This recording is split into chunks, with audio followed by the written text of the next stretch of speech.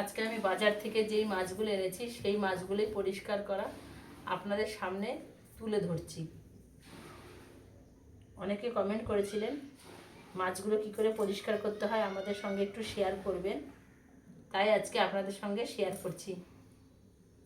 এটা ছিল পমফ্রেট মাছ।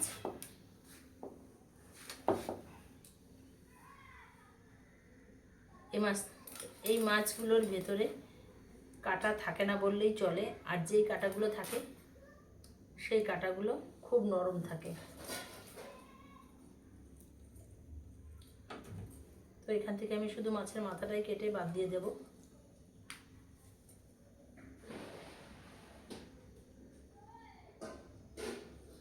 আর এর পেটের ভেতরে সামান্য কিছু নোংরা থাকে, সেটা পরিষ্কার করে নিচ্ছি আমি।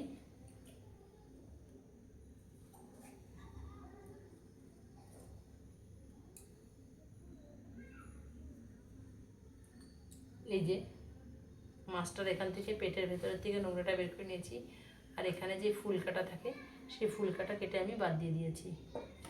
আর এবার শুধু কেটে নেব মাছের লেজটা।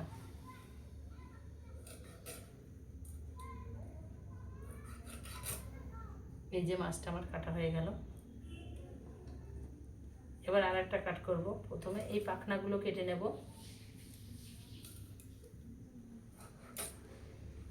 খুব সহজ এই মাছগুলো কাটা, কোনো কষ্ট নেই। আর এখানে মাছের মুখের থেকে ফুল কাটা কেটে নেব।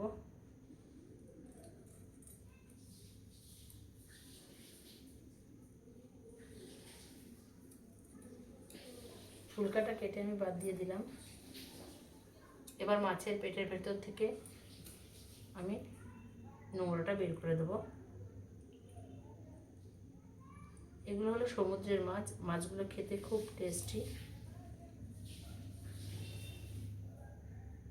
সমুদ্রের মাছগুলো সবসময় ঠান্ডার সিজনে বেশি ভালো লাগে। এই যে মাছটাকেও আমি কেটে নিয়েছি এইভাবে। এইভাবে আমি প্রত্যেকটা মাছ কেটে নেব।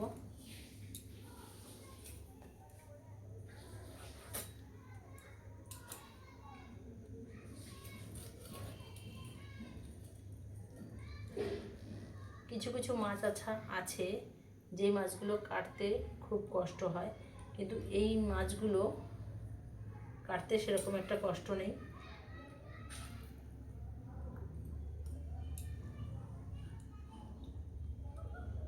এই মাছগুলোর ভিতরে কাটা নেই, যার জন্য ছোট বাচ্চারাও খেতে পারে। অনেকেই এই মাছটাকে খুব পছন্দ করেন।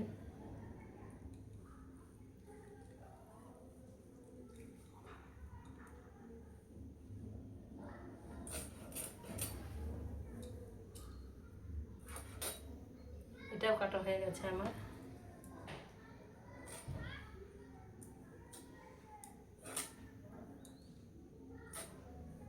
একটু তাড়াতাড়ি দেখানোর চেষ্টা করছি আপনাদের সামনে, যেন ভিডিওটা খুব বেশি বড় না হয়ে যায়।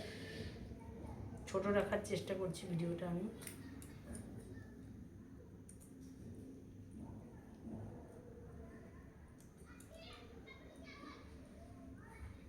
এই মাছটাও কাটা হয়ে গেল আমার।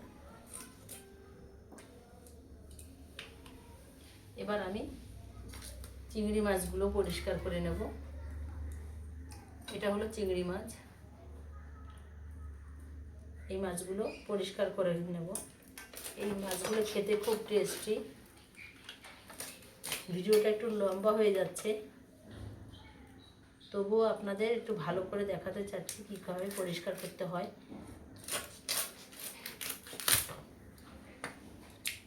যে কোনো মাছ কাটতে গেলে একটু সময় বেশি লাগে। এর পাশের থেকে ফুলকাগুলো আমি ফেলে দিচ্ছি। মাছের চোখের পাশে আছে।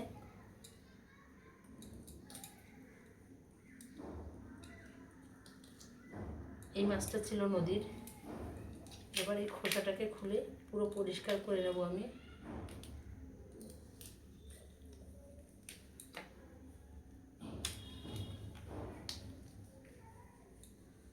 এই বড় সাইজের এই মাছগুলো সব সময় খুব একটা পাওয়া যায় না।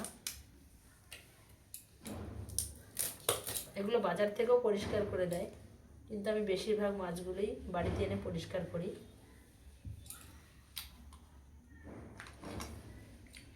এখন আপনাদের সামনে আরেকটা মাছ কেটে শেয়ার করে দেখাবো। অনেকে এই মাছটা কী করে কাটতে হবে বুঝতে পারে না, তাদের জন্য আজকের এই ভিডিওটা।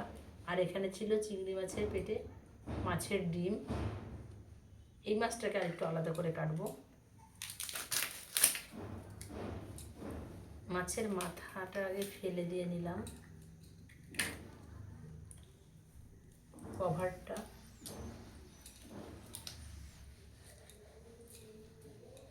এই মাছগুলো খেতে খুবই টেস্টি।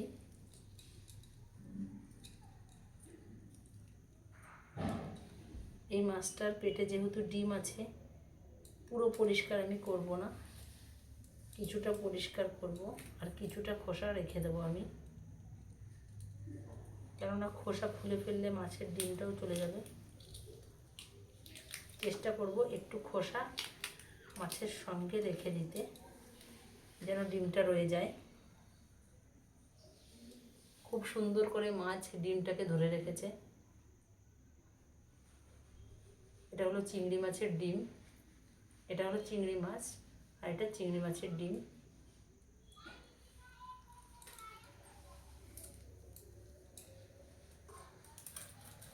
এই মাছগুলো যেভাবেই রান্না করুন না কেন, এই মাছগুলো খুব টেস্টি।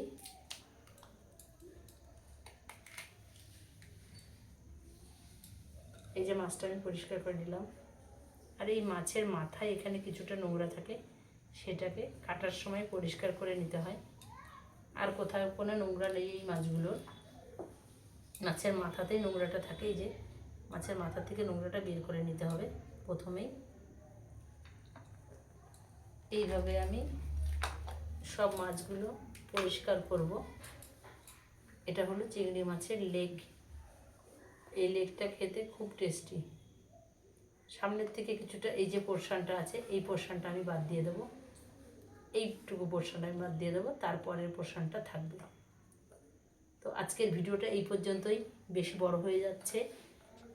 আপনারা অবশ্যই লাইক, কমেন্ট, শেয়ার করবেন। কার কীরকম লাগলো অবশ্যই জানাবেন।